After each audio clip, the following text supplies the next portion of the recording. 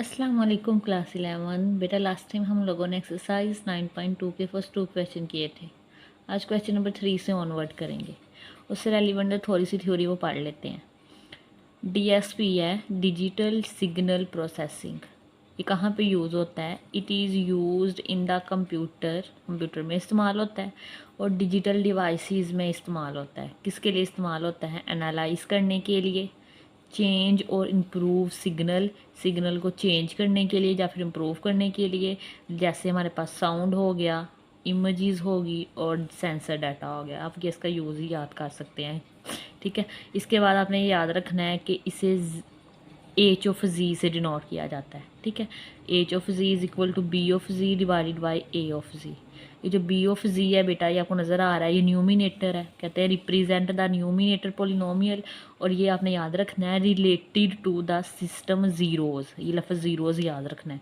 जब हम वो क्वेश्चन में पूछेंगे ना ज़ीरोज़ फाइंड कर दें, तो हम लोगों ने न्यूमिनेटर को ज़ीरो के इक्वल टू ज़ीरो रख के ज़ीरोज़ फाइंड करेंगे। ठीक है, एंड जो ए ऑफ जी है नज़र आ रहा है, डिनोमिनेटर को शो कर रहा है, तो ये हमारे पास किससे रेलिवेंट है? ये पोल्स के रेलिवेंट है। ठीक है, जब हमें क्वेश्चन में पूछेंगे कि पोल्स फाइंड कर दें, तो हम लोगों ने नीचे से डिनोमिनेटर को ज़ीरो के इक्वल रखना है। ठीक है, ज़ीरोज़ के लिए न्यूमिनेटर को और पोल्स के लिए डिनोमिनेटर्स को। इसके अलावा एक चीज़ और याद रखनी है, ये लास्ट वाली, फॉर आ स्टेबल सिस्टम। अगर एक क्वेश्चन है उसमें पूछा गया है कि ये सिस्टम स्टेबल है या नहीं है, ठीक है, उसके लिए क्या करेंगे? All poles must lies inside the unit circle. उसके लिए जितने भी पोल्स निकलेंगे ना, वो यूनिट सर्कल के अंदर होने चाहिए। ठीक है, उसके लिए हमारे पास जो भी वैल्यू निकलेगी ना, उसका एब्सोल्यूट लेके, अगर वो लेस देन 1 आ रहा है, ठीक है, तो बेटा वो हमारे पास सर्कल के अंदर होगा। ठीक है, तो हम ये कह देंगे हमारे पास वो सिस्टम स्टेबल है। इससे रेलिवेंट एग्जाम्पल नंबर 10 है। कहते हैं a signal processing system has a transfer function with the denominator A of G. ठीक है, जी स्क्र माइनस 0.025 ये हमें डिनोमिनेटर दे दिया उसका। ठीक है, अब देखो बात की थी डिनोमिनेटर की, जब भी बात होगी तो पोल्स फाइंड करने का बोलेंगे, तो देखिए वही बोल रहे हैं। यूज़ फैक्टर थ्योरम का इस्तेमाल करें to find the poles of the system and determine the system is stable. और हमने बताना है कि जो आंसर आ रहा है हमारे पास, जो सिस्टम है वो हमारे पास स्टेबल है। स्टेबल होने की कंडीशन थी कि सारे पॉइंट्स यूनिट सर्कल के अंदर होने चाहिए। ठीक है, तो the poles occur when A of G is equal to zero. ठीक है, जब हम क्या करेंगे, अगर ए ऑफ जी जो डिनोमिनेटर आया है उसको ज़ीरो के इक्वल पुट कर दे, तो G square minus 0.25 is equal to zero आ जाएगा। ठीक है, यहाँ से ज़रा हमारे पास 0.25 को लिख सकते हैं 0.5 का स्क्वायर, 5 5 ज़ा 25 आ जाएगा। तो बेटा यहाँ पे फॉर्मूला अप्लाई हो जाएगा, A square minus B square is equal to A plus B और ए माइनस बी। तो इसको एक दफ़ा प्लस में लिख लें, एक दफ़ा माइनस में लिख लें, दोनों को अलग अलग ज़ीरो के इक्वल कर दें, तो यहाँ से एक आ जाएगा जी इज़ इक्वल टू 0.5 और एक आ जाएगा माइनस 0.5। ठीक है, अब इनके एब्सोल्यूट लेके चेक कर लें, तो हमारे पास ये देखें जी का एब्सोल्यूट लेंगे 0.5 का, तो ये 0.5 ही आना है। ठीक है, और ये लेस दैन 1 से इस कंडीशन स्टेबिलिटी चेक करने के लिए। और इसी तरह इसका ले माइनस का, तो माइनस 0.5, तो ये भी हमारे पास पॉजिटिव आ जाएगा क्योंकि एब्सोल्यूट की वजह से ये भी लेस दैन 1 है। ठीक है, तो मतलब ये सिस्टम क्या है हमारे पास, स्टेबल है। इतना चेक कर लें बस, ये आगे सारा लिखा होगा इन्होंने कि the system has poles G is equal to 0.5 और माइनस 0.5।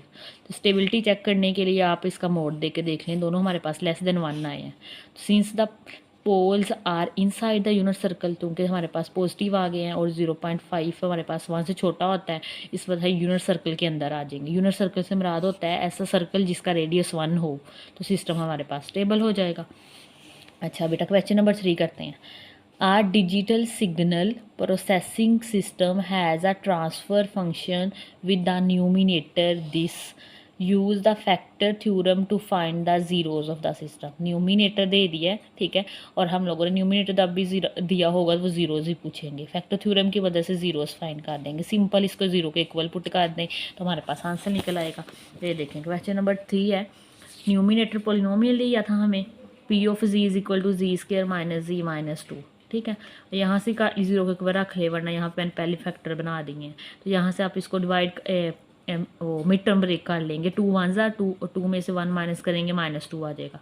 तो फर्स्ट 2 में से बेटा जी कॉमन ले लेंगे, जी -2 रह जाएगा। नेक्स्ट में +1 तो जी -2 कॉमन लिया तो जी +1 रह गया। पुट करेंगे कि पी ऑफ जी हमारे पास 0 के इक्वल है, ठीक है। पी ऑफ जी किसके इक्वल आया है, z-2 के, z+1 के। z-2 इज इक्वल टू 0 तो z की वैल्यू हमारे पास 2 आ जाएगी। z+1 is equal to 0, z की वैल्यू हमारे पास -1 आ जाएगी। Hence z is equal to 2 and z is equal to -1 are the zeros of the system. Next बेटा हमारे पास क्वेश्चन नंबर 4 है। क्वेश्चन नंबर 4 में कह रहे हैं a signal process system has a transfer function, ठीक है। हमें एक ट्रांसफ़र फंक्शन दिया गया है एच ऑफ जी, ठीक है। न्यूमिनेटर भी दे दिया है, डिनोमिनेटर भी दे दिया है।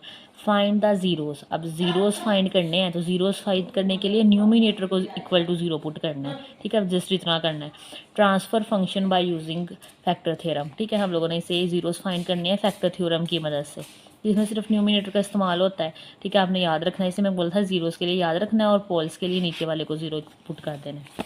तो ये देखें, ये हमें ट्रांसफ़र फंक्शन दे दिया एच ऑफ जी, ये दे दिया, ठीक है। To find the zeros of the transfer function we only need to find the values of G that make the numerator is equal to 0, ठीक है। ज़ीरोज़ फाइंड करने के लिए हमें सिर्फ न्यूमिनेटर को 0 पुट करके उसकी वैल्यूज़ निकाल लेंगे, आंसर आ जाएगा। अब न्यूमिनेटर हमारे पास क्या है, z² + 3z + a2 is equal to 0। Mid term break कर लेंगे, 2 1 2, 2 और 1 हमारे पास 3 आ जाएगा। फर्स्ट 2 में से z कॉमन ले लें, नेक्स्ट में से 1 कॉमन ले लें, तो z+1 और z+2 आ जाएगा। यहाँ से दोनों को इक्वल टू 0 पुट कर दें, यहाँ से z की वैल्यू -2 और यहाँ से -1 आ जाएगी। तो hence z is equal to -2 and z is equal to -1 are the zeros of the transfer function. Next बेटा क्वेश्चन नंबर 5 है, ठीक है। ये भी सेम ही है। A signal process has a transfer function दे दिया है, फाइंड द ज़ीरोज़। अगेन इसमें भी 0 फाइंड करने हैं, न्यूमिनेटर को 0 पुट कर देंगे फैक्टर थ्योरम की मदद से। तो ये देखें बेटा, ये हमारे पास ट्रांसफ़र फंक्शन गिवन है, ठीक है। तो 0 फाइंड करने के लिए हम क्या करेंगे, न्यूमिनेटर को 0 पुट कर देंगे। न्यूमिनेटर हमारे पास है z² - 0.5z - 0.5 is equal to 0।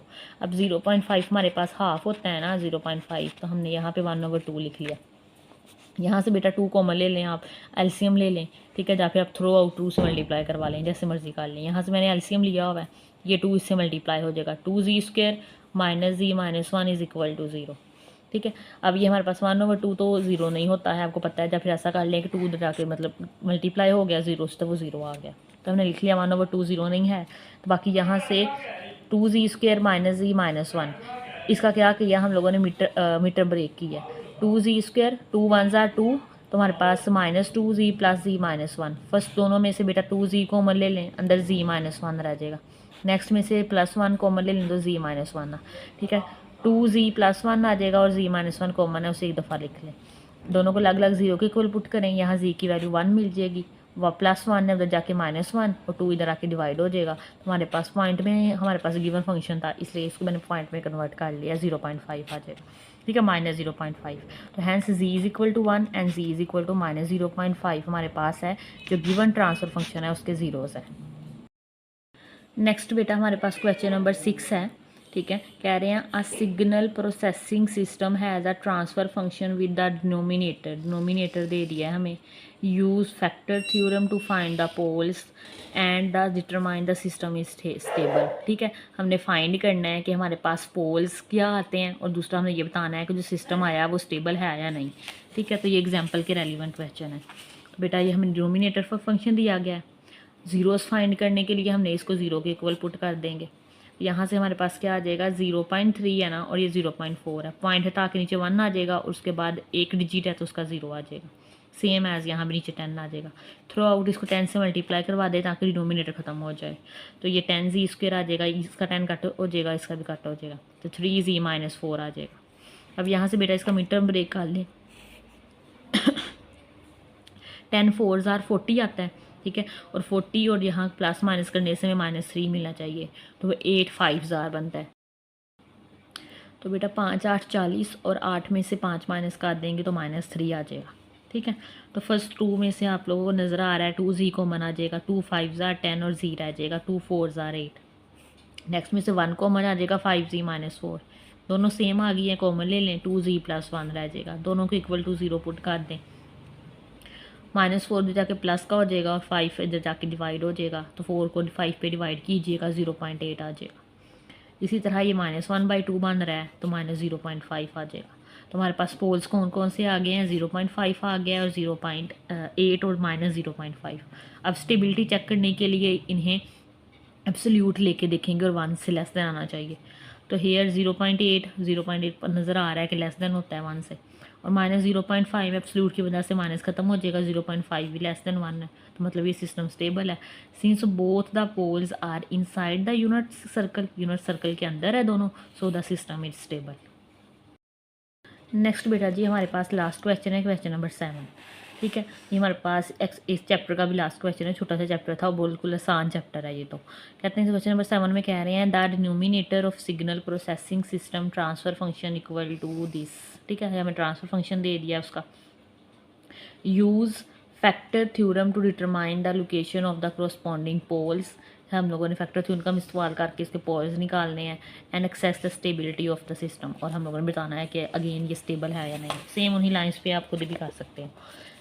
Dominator polynomial दिया है, ये दे दिया है। ठीक है, पोल्स हमारे पास के लिए इसको a=0 पुट कर दें। पॉइंट खत्म करें, पहले पॉइंट की जगह 1, उसके बाद 8 जीटा 0 आ जाएगा, इसके बाद 2 में तो 100 आ जाएगा। ये आगे कटिंग कर दें, 2 6 आर और 2 5 आर, और यहाँ से मैंने की थी मेरे ख्याल में 5 2 आर 10 और 5 0 और 5 7 आर 35। ठीक है, अब इन दोनों का बेटा एलसीएम निकाल के देख लीजिएगा, 20 आता है। ठीक है, यहाँ से ऐसे 20 और 5 का, 5 4 आर 20, 5 1 आर, तो 4 1 आर 4, 5 4 आर 20। ठीक है, इससे क्या होगा, 20 से मल्टीप्लाई करवा दें तो थ्रो आउट, तो हमारे पास न्यूमिनेटर में ख़त्म हो जाएगा।